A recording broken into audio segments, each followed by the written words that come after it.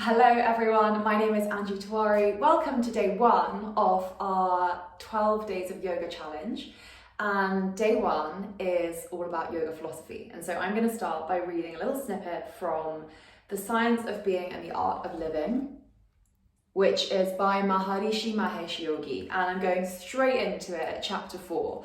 Now, with these philosophy classes, I really encourage you to grab a notepad, grab a pen, and make some notes instinctually. What comes up for you, what are you thinking about, and maybe ways that you can implement what you learn through the little snippet of yoga philosophy into your modern day life. So grab your pen and paper, and I'm going to read from chapter 4. So if you have the book, I'm on chapter 4, and it's called The Art of Speaking. And so the art of speaking, it is said, consists of speaking with a minimum consumption of energy, speaking rightly, speaking harmoniously, speaking pleasingly, speaking powerfully, speaking usefully, and lastly, speaking in such a manner that the speaker remains free from the binding influence of speech. Now that might sound like a lot, so don't worry. In today's philosophy class, we're going to go through specifically number 1, which is speaking with a minimum consumption of energy. So, this is possible when the mind is clear and capable of using its full potential in a natural manner. This in turn is only possible when there exists effective coordination between the mind and the organ of speech, and when the surroundings and circumstances are favourable to the nature of thought.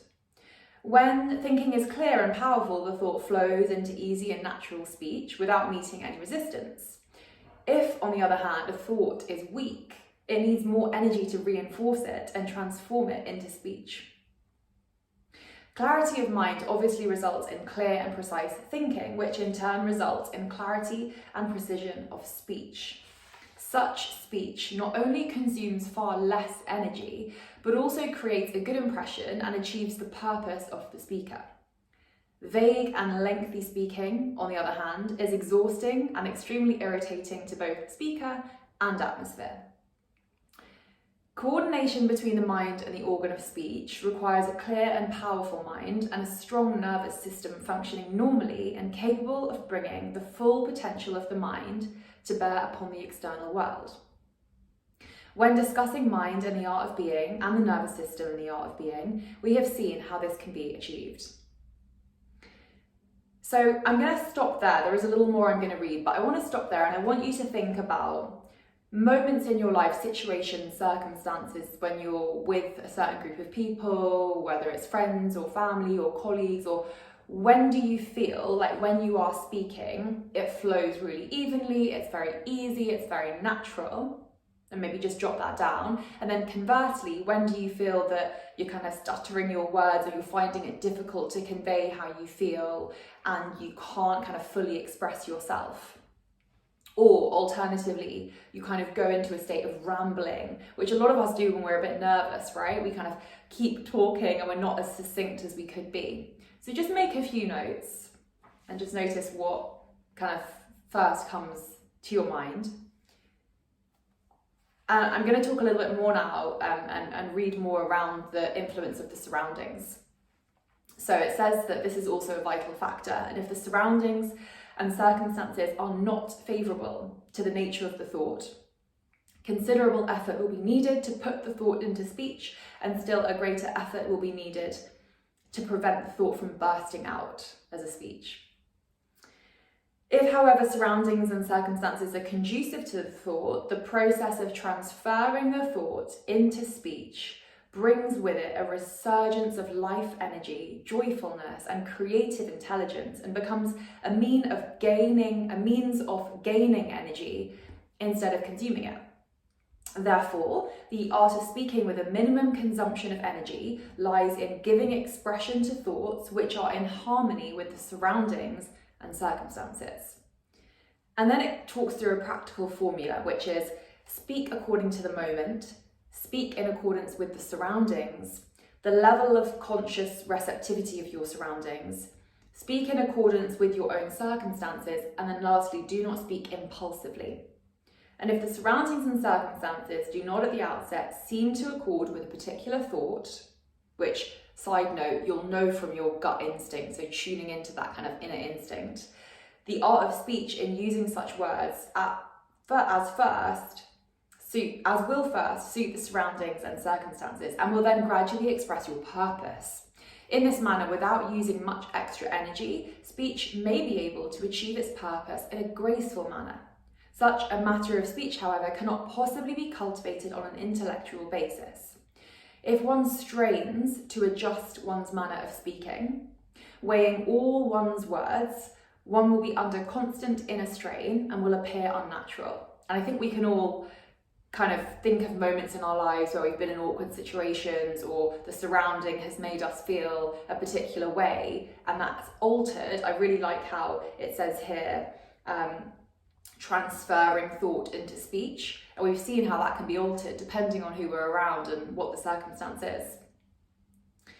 The purpose is fulfilled by the regular practice of transcendental meditation, which brings the value of being into the mind while making the surroundings and circumstances favourable. So it's recommending their meditation practice to kind of tune in, and so that you know better where you feel kind of safe and happy to express your thought, or to tune in on when you are rambling, when you are over talking and losing energy, and when actually your speech is gaining energy. And we kind of just talk, freely, right? Which is great, we should express ourselves, but we don't often give much thought to the expression of speech and what are we conveying and what aren't we conveying. So again, grab your pen and paper and just make a few notes on situations that you've been in, thoughts that maybe you're having that you're not transferring into speech, that you really want to, but perhaps you don't know how. Thoughts that are transferring into speech very, very regularly and almost too much and too rapidly. And just make a few notes, see what is coming up for you and what this has triggered. Hopefully with our yoga philosophy practice and with these classes, they are designed to be thought-provoking. It's very deep. There's a lot of internal wisdom that we have, and then the ancient wisdom that I only read 1.5 pages there, but it's so much for us to think about. And I'd really recommend that if you do have this book, or any of the books that I read from, or any books that go through Vedic philosophy, to really dissect them, as opposed to think, I'm going to read the whole of this book in one go, like it's story, because yes, it is a story, but it's not as easy to digest, and it's very easy to skim over the parts that are complex, that really require us to dive a little bit deeper into, and you'll get so much more out of learning and reading yoga philosophy if you can then put it into your everyday life. So stick with this for the rest of your day until the next yoga philosophy class. Make this something that you could come to in your day-to-day life, to really watch how your thoughts are transferring into speech, and see if you want to make any changes and try and implement them off the back of this class.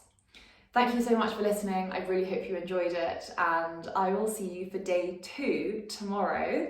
So stay tuned. We'll have something different coming. It won't be yoga philosophy tomorrow, but we do have a couple more yoga philosophy classes. So if you enjoyed it, stay tuned for those as part of the 12 Days of Yoga Challenge. I also have a yoga philosophy playlist on YouTube, which has some other philosophy snippets. So if you liked this, then head over there and check them out. I'll see you soon, and thank you for joining.